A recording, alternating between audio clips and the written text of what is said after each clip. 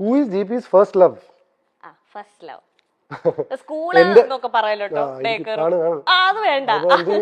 അല്ല, first love എന്ന് പറയുന്നാലേ എന്റെ ഫ്രണ്ട്സ് ഒക്കെ ഫസ്റ്റ് ലവ് എന്ന് പറയുന്നത് നിന്റെ ആദ്യ ഭാര്യ നിന്റെ വർക്കാണെന്ന് പറയും. ആ ഒരു രീതിയിൽ എപ്പോഴും പറയാറുണ്ട്.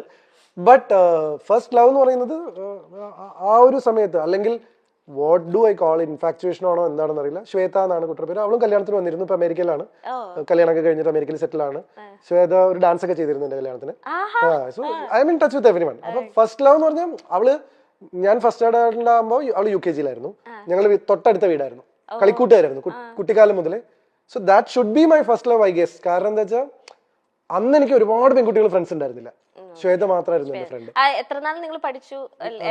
ഞങ്ങള് 10ാം ക്ലാസ്സിൽ ഞാൻ പോയല്ലോ, ഞാൻ പട്ടാമിന്ന് പോയല്ലോ. അത് കഴിഞ്ഞപ്പോ പിന്നെ വേറെ കുറെ ഗേൾ ഫ്രണ്ട്സ്. 10th വരെ സത്യം പറഞ്ഞാൽ 1, 2, 3 പേരെ ഉണ്ടായിരുന്നുള്ളൂ. ശ്വേത, ഗായത്രി, അങ്ങനെ കുറച്ച് പേരെ ഉണ്ടായിരുന്നുള്ളൂ. ബട്ട് പിന്നെ അങ്ങോട്ട് അലോഷ്യത്തിൽ ആരെങ്കിലും ഉണ്ടായിരുന്നോ? ഉണ്ടായിരുന്നോ? First year, second year, third year, fourth year, third year. പിന്നെ ഐ ഹാഡ്, എന്താ വെച്ചാലേ CIRS കഴിഞ്ഞപ്പോഴാണ് ഞാൻ ഭയങ്കര കംഫർട്ടബിൾ ആയത് പെൺകുട്ടികളായിട്ട്. കാരണം അവിടെ ഈ ഒരു ആൺകുട്ടി, നമ്മൾ സ്കൂളിൽ പഠിക്കുമ്പോഴേ പണിഷ്മെന്റ് കിട്ടിയാലാണ് പെൺകുട്ടികളുടെ കൂടെ പോയിരിക്കുക.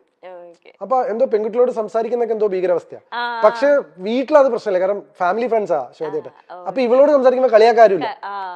പിന്നെ പിന്നെ കുറെ കഴിയുമ്പോൾ ആൾക്കാർ കളിയാക്കി തുടങ്ങി. കാരണം എന്നെ ഇവളും ഞങ്ങൾ രണ്ടുപേരും ഒരുമിച്ച് വരുന്നൊക്കെ കണ്ടിട്ട് പിന്നെ അങ്ങനെ അത് പിന്നെ ഗേൾ ഫ്രണ്ട് ഇല്ല എന്ന് പറയുന്നത് കുറച്ചിലായി തുടങ്ങി. അപ്പൊ എന്റെ അടുത്ത് ആരെങ്കിലും ആരാ ഗേൾ ഫ്രണ്ട് ചോദിക്കുമ്പോൾ ശ്വേതയാണെന്ന് പറയും. കാരണം ഇത് ഭയങ്കര പ്രശ്നമാണ്, പെൺപിള്ളേരുടെ സംസാരിച്ചതും നടക്കേടാണ്, ഗേൾ ഫ്രണ്ട് ഇല്ല എന്ന് പറഞ്ഞാൽ പ്രശ്നമാണ്. അപ്പൊ അങ്ങനെയൊക്കെയുള്ള ഒരു സ്പേസിംഗ് ആയിരുന്നു. CIRS-ൽ എന്താന്ന് വെച്ച് കഴിഞ്ഞാൽ ഞാൻ പറഞ്ഞില്ലേ, ബോംബെ ക്രൗഡ് ആയിരുന്നു, കോസ്മോപൊളിറ്റൻ ക്രൗഡ് ആയിരുന്നു, അമേരിക്കൻ സ്റ്റുഡൻസ് ആയിരുന്നു. ഇവർക്ക് ഈ ബോയ്സ് ഗേൾസിന്റെ ഇത് ഭയങ്കര കുറവാണ്. തോളിലൊക്കെ വന്നു കഴിഞ്ഞാൽ ഞാൻ ആദ്യമൊക്കെ വേർക്കുമായിരുന്നു. അത് കഴിഞ്ഞ അലോഷൻസ് പോയപ്പോ എനിക്ക് ഈ ഇൻഹിബിഷൻ പോയി. അപ്പൊ എനിക്ക് ബോയ്സും ഗേൾസ് ഒക്കെ ഒരുപോലെ. അങ്ങനെ ഞാൻ കൂടുതൽ പെൺകുട്ടികളോട് കംഫർട്ടബിൾ ആവുന്നു. ലൈക്ക് എപ്പോഴും എനിക്കൊരു പ്ലസന്റ്നെസ് ഉണ്ടായിരുന്നു. പക്ഷെ അതും കൂടെ കഴിഞ്ഞോട് കൂടിയിട്ട് പിന്നെ ഫ്രണ്ട്സും ഗേൾസും ലവും ഒക്കെ അത്രയാണ്. ഞാൻ കമ്മിറ്റഡ് റിലേഷൻഷിപ്പിലായിരുന്നില്ല കേട്ടോ. ലൈക്ക് അത് ഞാൻ എടുത്ത് മുമ്പും പറഞ്ഞിട്ട് ഇപ്പോഴും പറഞ്ഞിട്ട്, ലൈക്ക് അങ്ങനെയായിരുന്നെങ്കിൽ എന്റെ കല്യാണം എപ്പോഴും കഴിഞ്ഞേ. Like I was always in A confused space. ഈ കുട്ടിയാണോ, ഈ കുട്ടിയാണോ, ആ കുട്ടിയാണോ, ഈ കുട്ടിയാണോ, എന്തൊക്കെ സംഭവിക്കുന്ന ചോദ്യം ആ ലൈനാണ്.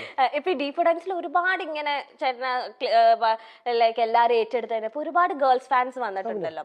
അപ്പൊ അതില് ആരെങ്കിലും ഇങ്ങനെ കണ്ടിന്യൂസ്ലി ലൈക്ക് ചേട്ടന്റെ മെസ്സേജ് അയക്കേ, കോൾ ചെയ്യേ, അങ്ങനെയൊക്കെ നിന്ന ആരെങ്കിലും ഉണ്ടോ? കോളും ചെയ്തിരുന്നില്ല. എന്റെ നമ്പർ ഒന്നും മാർക്ക് കിട്ടിയാലും ഞാനിപ്പോ തന്നെ അത്രയും ഞാൻ ഹാൻഡിൽ ചെയ്യില്ലായിരുന്നു. പക്ഷെ I use to get letters എന്നോ, വീട്ടിലേക്കൊക്കെ കത്തുവരായിരുന്നു. ഞാൻ ഇൻസ്റ്റാഗ്രാം ഒരു സമയത്ത് ഇൻസ്റ്റാഗ്രാം അല്ല, ഫേസ്ബുക്ക് ഒരു കാലത്ത് സ്ഥിരമായിട്ട് നോക്കുമായിരുന്നു. പിന്നെ പേടിയാവാൻ തുടങ്ങി. ആൾക്കാർ ജീവിച്ചേട്ടൻ കല്യാണം വെച്ചാൽ ഞാൻ ആത്മഹത്യ എന്നൊക്കെ പറയുന്ന അന്നത്തെ കാലത്ത് അങ്ങനത്തെ കുറെ മെസ്സേജ് ഒക്കെ. പിന്നെ ചോരയിലൊക്കെ കത്തുവരായിരുന്നു. ഇപ്പോഴൊന്നുമില്ല, D4 സമയത്ത് ഇതൊക്കെ ഉണ്ടായിരുന്നു. അപ്പൊ അതൊക്കെ കയ്യിൽ നിന്ന് പോകുന്നു തോന്നിയപ്പോ പിന്നെ എനിക്ക് പരിചയമില്ലാത്ത ഒരാളായിട്ട് ഭയങ്കര ബുദ്ധിമുട്ടാണ് ടു സ്ട്രൈക്ക് എ കോർഡ്. എന്റെ ബെസ്റ്റ് ഫ്രണ്ട്സ് അല്ലെങ്കിൽ ഞാൻ സ്വാതന്ത്ര്യം എടുക്കുക, എനിക്ക് എന്നെ അറിയാം എന്ന് തോന്നുന്ന എന്റെ സുഹൃത്തുക്കളുടെ അടുത്ത്, എന്റെ സുഹൃത്തുക്കളുടെ അടുത്ത് പോലും ഞാൻ എടുക്കില്ല. എന്നെ അറിയാം എന്ന് തോന്നുന്ന ആൾക്കാരുടെ അടുത്താണ് ഞാൻ റിലാക്സ്ഡ് ആവുക. അത് വളരെ ക്ലിയർ ആണ്. എന്നുവെച്ചാൽ എന്റെ ജസ്റ്റ് ഒരു ഫ്രണ്ടിന്റെ അടുത്ത് ഞാൻ അങ്ങനെ പാറിപ്പറന്ന് നടക്കില്ല. പക്ഷെ എന്നെ അറിയാം എന്ന് പറയുന്ന ഒരു സെഗ്മെന്റ് ഓഫ് ഫ്രണ്ട്സ് ഇല്ലേ, ഈ പറയുന്ന പേളി, ദിവ്യ പിള്ളി, മിയ എന്നൊക്കെ പറഞ്ഞ അവർ, അഞ്ജു കുര്യൻ, അവരുടെ അടുത്തൊക്കെ ഞാൻ വേറെ സെൽഫാണ്. Where is GP's happiness? In whatever GP does. That is what my happiness is. Like ഞാൻ എൻ്റെ ഹാപ്പിനെസ് കണ്ടെത്തുന്നത് അല്ലെങ്കിൽ സ്പേസിങ്, ഞാൻ ചെയ്യുന്ന കാര്യങ്ങളിലുള്ള എൻ്റെ ഇൻവോൾവ്മെന്റ് ആണ് എൻ്റെ ഹാപ്പിനെസ്. ഇപ്പൊ എൻ്റെ ഹാപ്പിനെസ് കെന്ന ഷോ ആണ്. So that's how define my self. ഇപ്പൊ ഇതാണ് എന്റെ ഹാപ്പിനെസ്. അങ്ങനെ എനിക്ക് ഹാപ്പി ആവാൻ പറ്റുള്ളൂ. ഫോർ എക്സാമ്പിൾ എന്റെ ഒരു എലമെന്റ് ഓഫ് ഇത് ശരിക്കും ബ്രേക്ക് ചെയ്യാൻ പാടില്ല. ഐ ഡോണ്ട് നോ, ഞാൻ കെന്നയ്ക്ക് മനസ്സിലാൻ വേണ്ടി മാത്രം പറയാം. എന്തുകൊണ്ടാണ് ഞാൻ എന്റെ ഇൻവോൾവ്മെന്റിലെ ഹാപ്പിനെസ് എന്ന് പറഞ്ഞതെന്ന് വെച്ച് കഴിഞ്ഞാൽ, ഇവിടെ ഞാൻ 100% ഞാൻ ഇവിടെയാണ്. അപ്പൊ കെന്ന ഷോ എന്ന് പറയുമ്പോൾ കെന്നയുടെ മുഖത്ത് ഒരു റെസ്പോൺസ് വരണമായിരുന്നു. പക്ഷെ കെന്നയുടെ ചെവിയിൽ ഒരു ഇൻസ്ട്രക്ഷൻ വന്നുകൊണ്ടിരിക്കുകയായിരുന്നു ഞാനിത് പറഞ്ഞപ്പോ. മനസ്സിലായോ? ഇത് എന്റെ ഇന്റലിജൻസ് കൂടിയാണ്. ഇതിപ്പോ എങ്ങനെയാ ജിപിച്ചേട്ടൻ മനസ്സിലാക്കിയെന്ന് കെന്ന ആലോചിക്കും. ഇത് പറഞ്ഞപ്പോ കെന്നയുടെ മുഖത്തൊരു തെളിച്ചം വന്നു. ഇതാണ് ഒരു അവതാരകനായിട്ടുള്ള ജിപിയുടെ ഹാപ്പിനെസ്.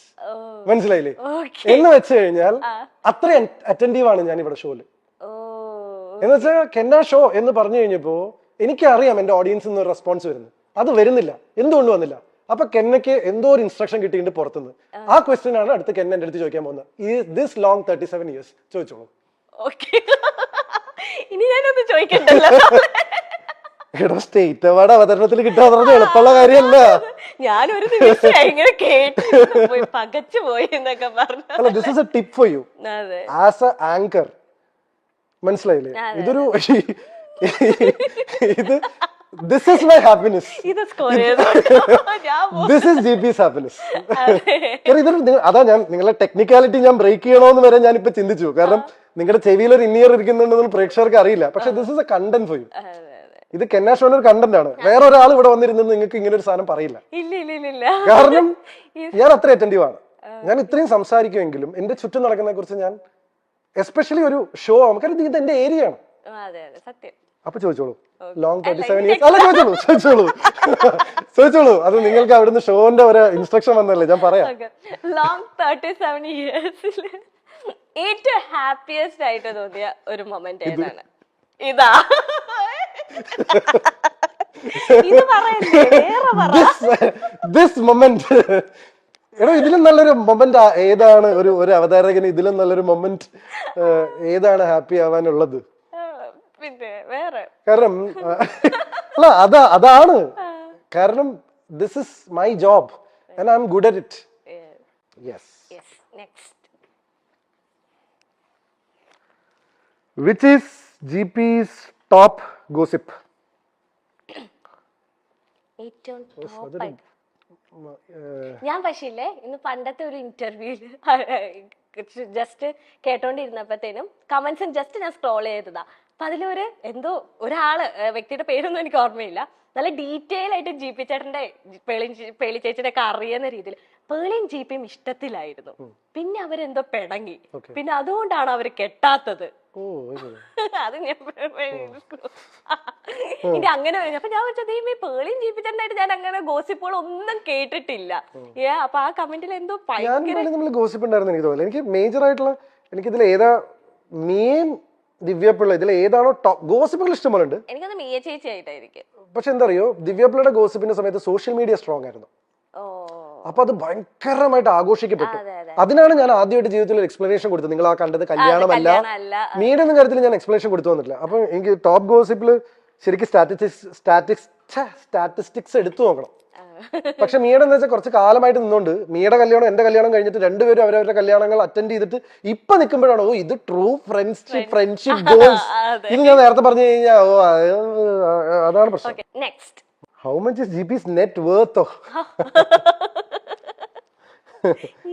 നമ്മളുടെ സമ്പാദ്യം പൊതുവെ പറയാൻ പാടില്ല എന്നാണ് പറയുക. ഈ നെറ്റ് വർത്ത് എന്ന് ഉദ്ദേശിച്ചത് സ്വാഭാവികമായിട്ടും ലിക്വിഡ് ക്യാഷും അസറ്റ്സും എല്ലാം കൂടി ഇതിനെയാണല്ലോ നമ്മൾ നെറ്റ് വർത്ത്. എക്സാക്ട് ഫിഗർ ഞാൻ എന്തായാലും പറയില്ല. ഒരു 9 ഡിജിറ്റ്സ് ഉള്ള സംഖ്യയാണ്. ഇനി അത് പോയി കൂട്ടി നോക്ക് എത്രയാണ് 9 ഡിജിറ്റ് ഉള്ള സംഖ്യ എന്നുള്ളത്, ഇൻക്ലൂഡിങ് പ്രോപ്പർട്ടീസ് ആൻഡ് എല്ലാം കൂടി കഴിഞ്ഞാൽ ഒരു സ്വാഭാവികമായിട്ടൊരു 9 ഡിജിറ്റിലുള്ള സംഖ്യ. പക്ഷെ എമൗണ്ട് ഞാൻ റിവീൽ ചെയ്യില്ല. പിന്നെ കൃത്യമായിട്ട് ഇൻകം ടാക്സ് കളയ്ക്കുന്നതുകൊണ്ട് കുഴപ്പമില്ല. ഓഡിറ്റിങ്ങും ഇൻകം ടാക്സും GST ഒക്കെ ചെയ്യുന്നതുകൊണ്ട് ധൈര്യമായിട്ട് പറയാം.